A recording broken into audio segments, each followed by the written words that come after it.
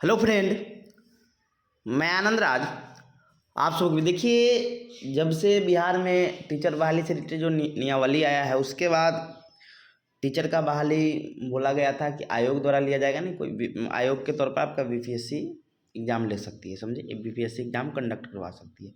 देखिए, उससे रिलेटेड देखिए आपका कि कैसे बहाली होगा, सिलेबस कब तक आएगा। देखिए यहाँ लिखा भी है कि आपका 10 दिन में क्या होगा कि आपका परीक्षा पैटर्न और सिलेबस आदि इसकी मतलब तय कर दी जाएगी। इसी महीने में क्या होगा कि तय कर दिया जाएगा क्या सिलेबस होगा, कितना वेतन वगैरह से रिलेटेड जो है 40-50 तक होगा शिक्षकों का वेतन, समझे।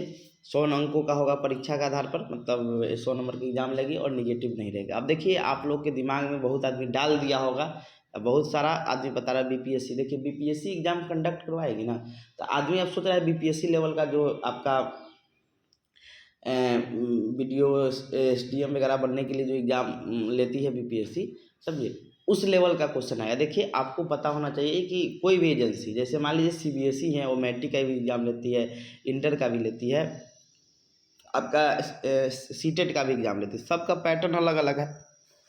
वैसे ही आपका क्या होगा कि बीपीएससी, लेकिन हाँ थोड़ा एग्जाम का लेवल अच्छा होगा, कहने का मतलब समझे, और आपका जो भी क्वेश्चन होगा आपका अच्छा लेवल का होगा, क्योंकि टीचर से रिलेटेड है तो उसमें गुणवत्ता से कंप्रोमाइज़ नहीं किया जाएगा। तो लेकिन आप उस लेवल का नहीं होगा जिस लेवल का करना है। आप 1 to 5 के हो तो 1 to 5 पे लाइक आपका क्वेश्चन होगा, समझे।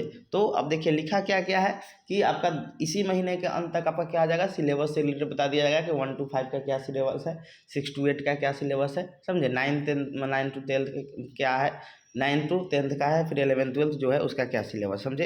ये लिखा है कि आपको बीएड या एमएड के साथ उत्तीर्णता होना अनिवार्य क्या है, ये सब चीज़ बताते हैं। देखिए पहले पढ़ते हैं। लिखा हुआ है कि हाई स्कूलों में, पहले हाई स्कूल देखिए, पहले आपका आएगा +2 और हाई स्कूल का शिक्षक का भर्ती आएगा, तब उसके बाद आपका 6 to 8 और 1 to 5 का बहाली आएगा, समझे। तो लिखा है हाई स्कूलों में 1,30,000 से अधिक शिक्षकों की भर्ती के लिए वैकेंसी मई अंत या जून में आएगी। वित्त विभाग से शिक्षकों का वेतन निर्धारित कर शिक्षा विभाग को फाइल 10 दिनों के अंदर मिल जाएगी। परीक्षा पैटर्न और सिलेबस आदि भी इसी महीने तय हो जाएगा।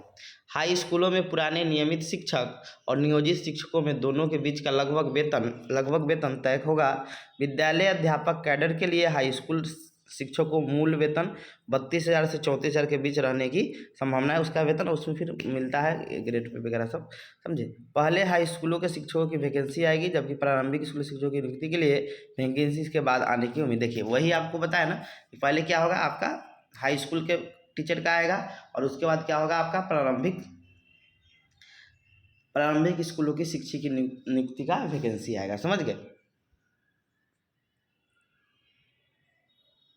उसके बाद है कि इसीलिए विद्यालय अध्यापक नियुक्ति नियमावली की अधिसूचना जारी होने के बाद ही सभी प्रक्रिया मतलब बहुत तेज़ी से की जा रही है। जब से नियमावली आया सब स्टेप बाय स्टेप हो रहा है, समझे। अब देखिए आपका लिखा है कि 100 अंकों की परीक्षा के आधार पर बीपीएससी से चयन। लिखा है कि शिक्षक चयन के लिए बीपीएससी एक परीक्षा लेगा, समझे। माना जा रहा है कि वस्तुनिष्ठ परीक्षा 100 अंकों की होगी, इसमें निगेटिव मार्किंग नहीं होगी। संभावना है कि परीक्षा के आधार पर चयन के लिए आरक्षित वर्ग, यानी जो लोग रिजर्व कोटा से आते हैं, बीसी हो गया, SC ST लोग होते हैं, समझे, इनको 45%, जबकि सम्मान वर्ग के लिए कट ऑफ 50% रखा जाएगा। हालांकि जल्द इस पर स्पष्ट सहमति बन जाएगी। हाई स्कूलों के शिक्षा के लिए इंटर और स्नातक स्तर पर प्रश्न पूछने की समय। देखिए हाई स्कूल का जो होगा, देखिए अब यहाँ बीपीएससी एग्जाम लेगी और क्वेश्चन कहाँ आएगा, तो आपके, क्योंकि आपका टीचर से रिलेटेड है तो टीचर से ही रिलेटेड क्वेश्चन आएगा। तो वही है कि हाई स्कूल के शिक्षक के लिए इंटर और स्नातक स्तर के प्रश्न पूछे जाने की संभावना है, जबकि प्रारंभिक स्कूलों के शिक्षक के सिलेबस मैट्रिक और इंटरमीडिएट स्तर के होंगे। परीक्षा में निगेटिव मार्किंग नहीं होगी। हाई स्कूलों में शिक्षकों के कुल पदों में से 35% महिला शिक्षकों के लिए होगी, यानी 1,30,000 हिसाब से 45,500 पद महिलाओं के लिए आरक्षित होगी। हाई स्कूलों में विषयवार वैकेंसी होगी। SC ST पिछड़ा अत्यंत पिछड़ा वर्ग के साथ ही आर्थिक रूप से कमजोर वर्ग के लिए भी आरक्षण का प्रावधान रहेगा। अब देखिए हाई स्कूलों शिक्षक के लिए लिखा है बीएड एमएड के साथ STT उत्तीर्ण होना अनिवार्य है। तो लिखा है यहाँ पर कि हाई स्कूलों में शिक्षकों के लिए बीएड या एमएड के साथ STT उत्तीर्ण होना अनिवार्य है। प्रारंभिक स्कूलों के शिक्षक पद के लिए DLED के साथ TET या DLED या बीएड के साथ टीटी या सीटेट उत्तीर्ण अनिवार्य होगा, तभी आप फॉर्म वगैरह डाल सकते हैं। माध्यमिक और लिखा है कि प्राथमिक और मध्य विद्यालय के मूल कोटि और स्नातक कोटि के विद्यालय अध्यापक तथा माध्यमिक विद्यालय, उच्च माध्यमिक विद्यालय, विषयवार विद्यालय अलग अलग संबर हो गए, उसका एक अति होता है।